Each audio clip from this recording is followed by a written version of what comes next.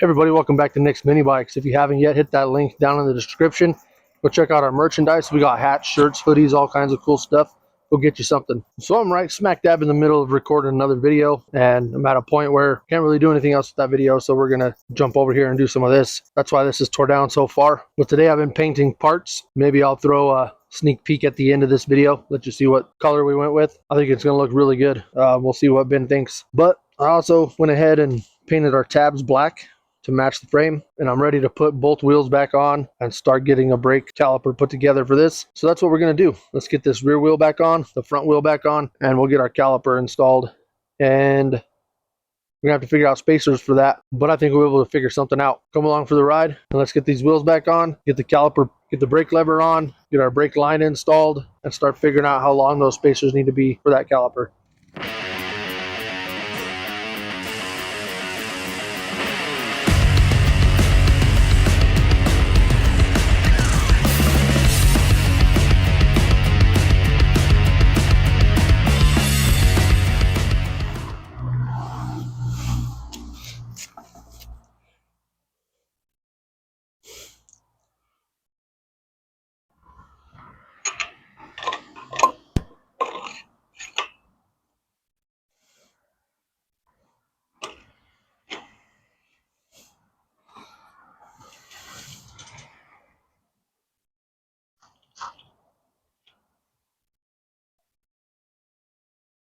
Not really going to go tight on these because they're going to have to come apart again. So we'll just go finger tight.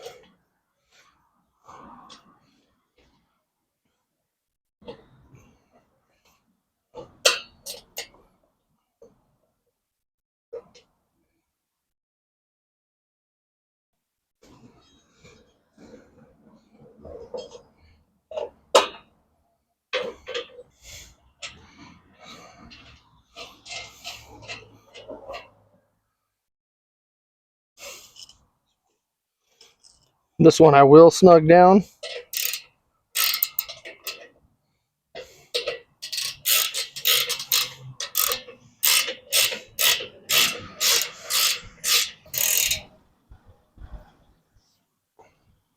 Now I'm ready for my brake lever, hose, and caliper. All right, so I went ahead and I just stole the whole brake setup off of the Model B drag bike because same thing. And I'll just feed it through there. Maybe I'll go the other side.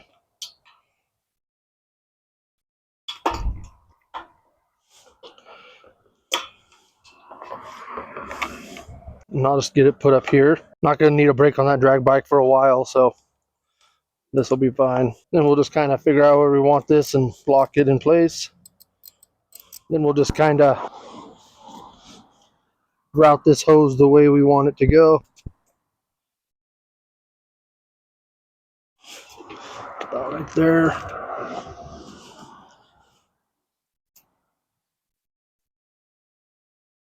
We'll zip tie it in place.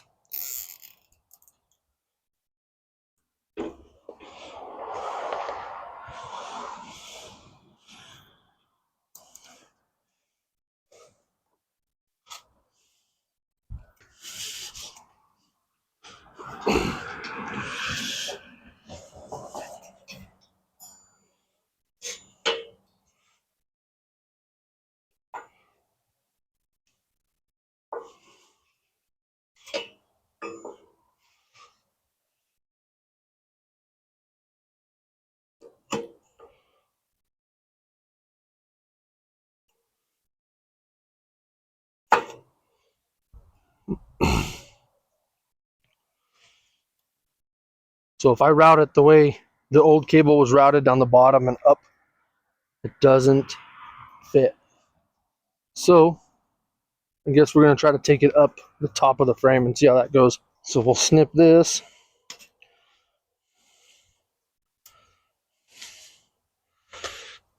And we'll take it up here. We'll do the same thing. Just zip tie it a little bit.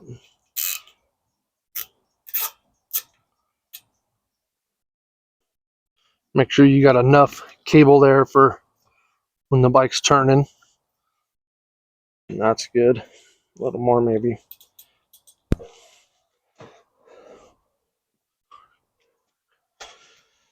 And then we'll just work it back.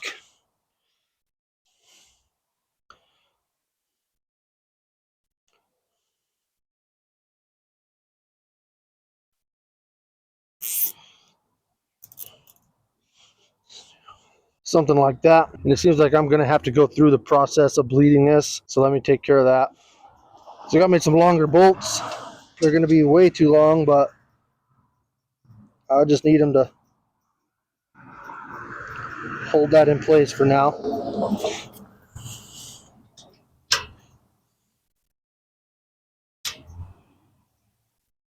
And then I can start the process of bleeding these brakes. Start by taking this cap off here.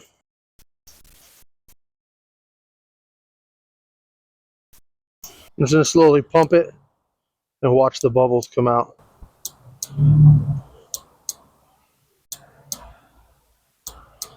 You can also crack the bleeder and it'll kind of gravity bleed. You got brake fluid coming out there. We'll just keep this full and we'll just let it sit open for a little while.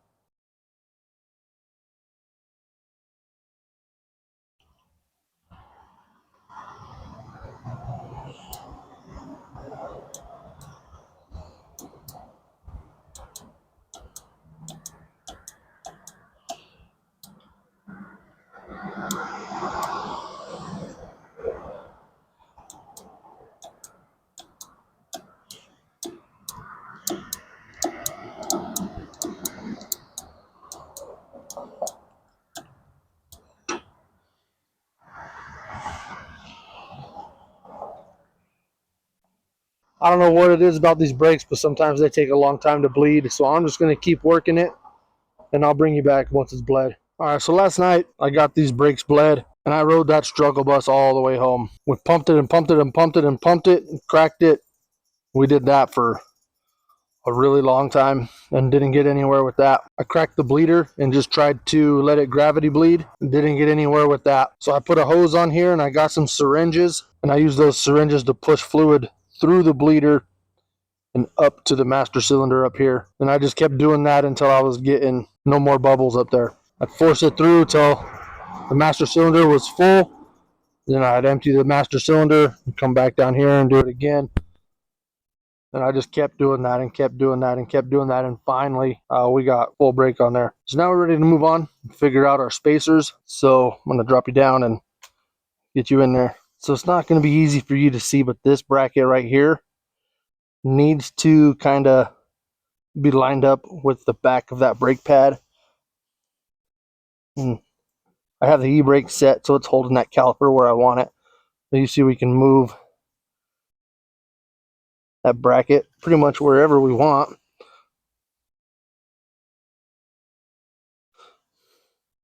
But I want it to be pretty well lined up with the back of that brake pad. I know you can't see it. Then I'm just going to take a measurement right here.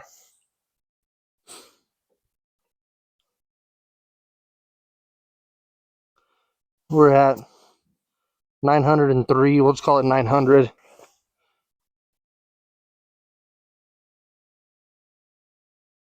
Same on the other side. So I need 0.9 of spacers. And I have these. And they're at 750. So if we add 2 or 3 washers, we should be able to get to our 900. So let me find some washers and I'll bring you right back. So I did some measuring, and 2 washers gives us a little shy of what we want, and that's okay. We're going to do 2 washers on each side. Let's do 1 on each side of the bushing there, and that should be pretty good.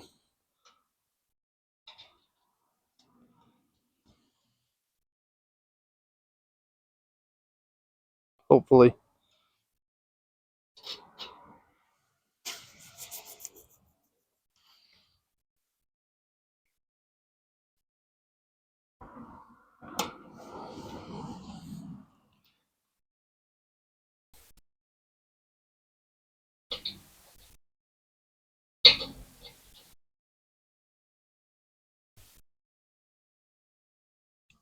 Then I'll do the same thing to the other side.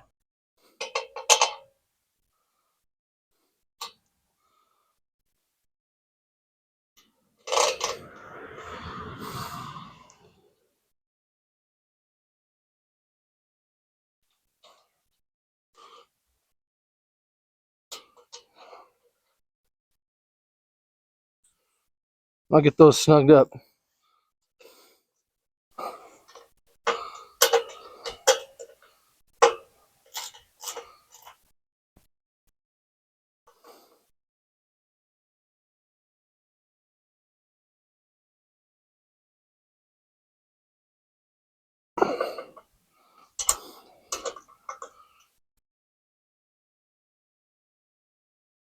And just like that, that brake is installed, working.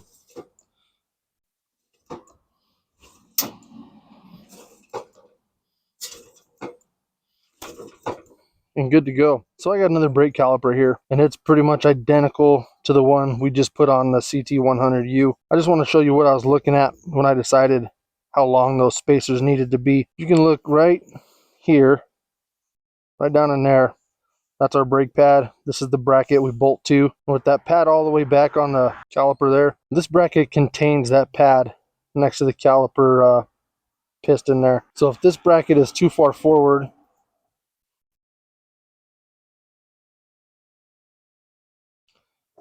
and that pad goes too far back, it can pop out of place. And you got problems. And if that bracket is too far back, you'll have the same problem.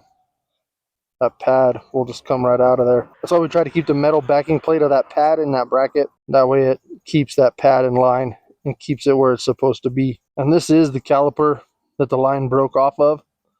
This will come off with that banjo bolt. I just need to get a new line, and we can use this on something else along with the lever, I think. And there's the broken line. This goes in there, and it's supposed to be crimped, and it's not.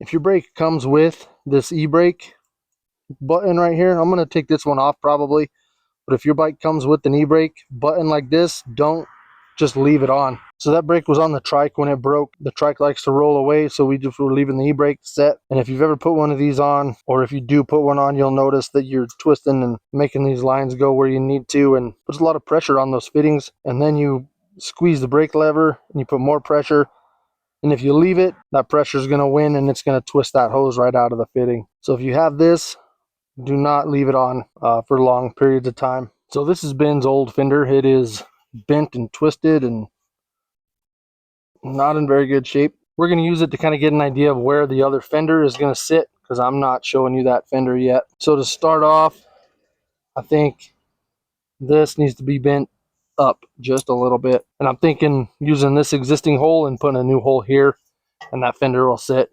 right back here like that. But to get that started, I think this one needs bent up.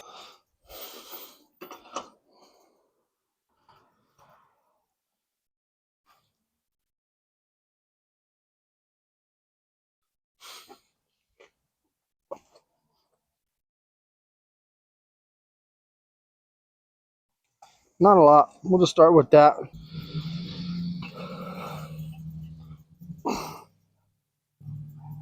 I think we nailed it, actually. Just put a bolt through here.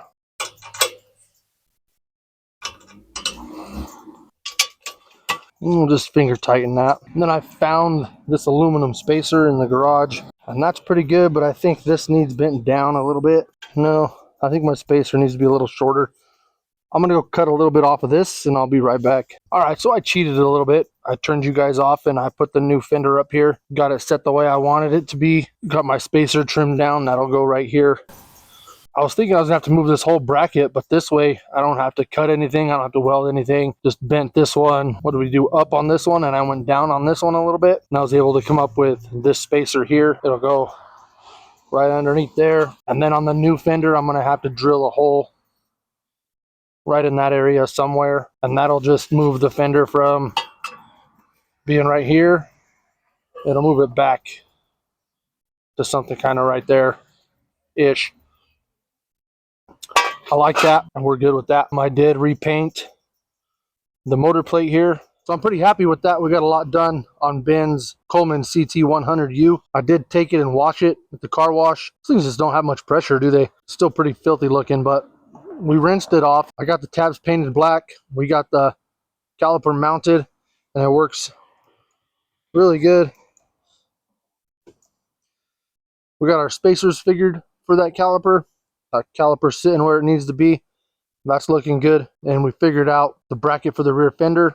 That one was kind of bugging me a little bit, but we got it figured out. But I'm happy with the progress. It's moving right along, and we should be ready to roll in no time. I'm really excited about the color we went with on this. It's really cool, and that'll be next week's video. So make sure you hit the link down in the description. Go pick you up some merchandise. We got hats, shirts, hoodies, all kinds of cool stuff. Go get you something. Make sure you like, share, comment, and subscribe. It's free for you, and it helps us out. We appreciate you watching, and we'll catch you on the next one.